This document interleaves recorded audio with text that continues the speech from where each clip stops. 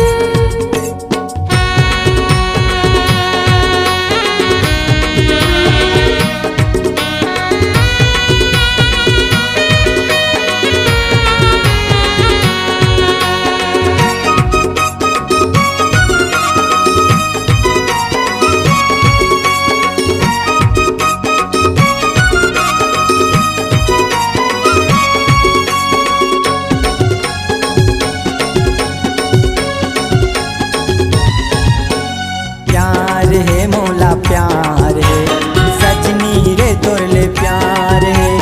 तोर मोर माया के बीच में बड़ी भले संसार है।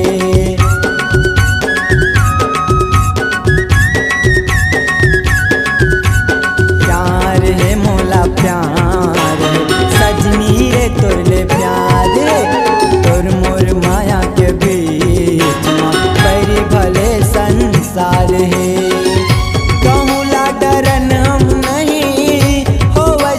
फांसी कहीं कहूँला डरन हम नहीं होवे सूरी फांसी कहीं। संगे संगे रहिबो जैसे मैं डोरी औतै पतंग। संगे संगे रहिबो जैसे मैं डोरी औतै पतंग। तया पतिया वस नहीं मैं हाँ भैया बुतहा सही। तया पतिया वस नहीं एती वोती चारो होती घूमत रहता बने बन। देखे बिना तोला संगी माने नहीं मोरे मन।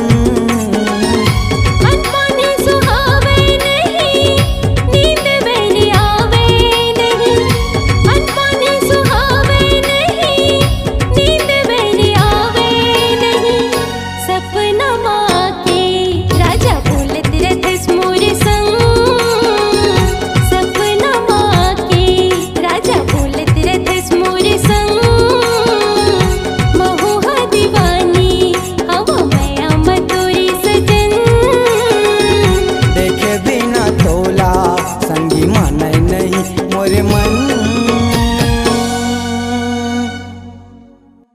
आप सुन रहे हैं प्रसिद्ध गायक अजय कुमार नेताम, संजय कुमार नेताम, मन्नू लाल नेताम और गायिका लक्ष्मी कंचन के स्वर में MP3 एल्बम आबे गोरी समोदा बाजार में प्रोग्राम हेतु संपर्क करें।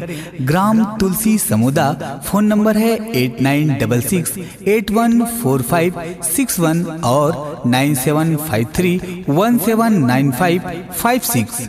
आबे गोरी समोदा बाजार में।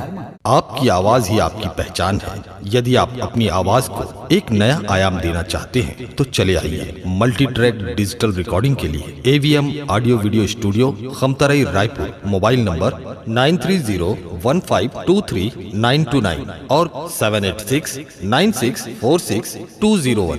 यदि आप नए एवं पुराने गीत सुनना चाहते हैं तो avmgana.com में जाकर गाना फ्री डाउनलोड करें और YouTube चैनल में AVM गाना और KK कैसेट्स को सब्सक्राइब करें।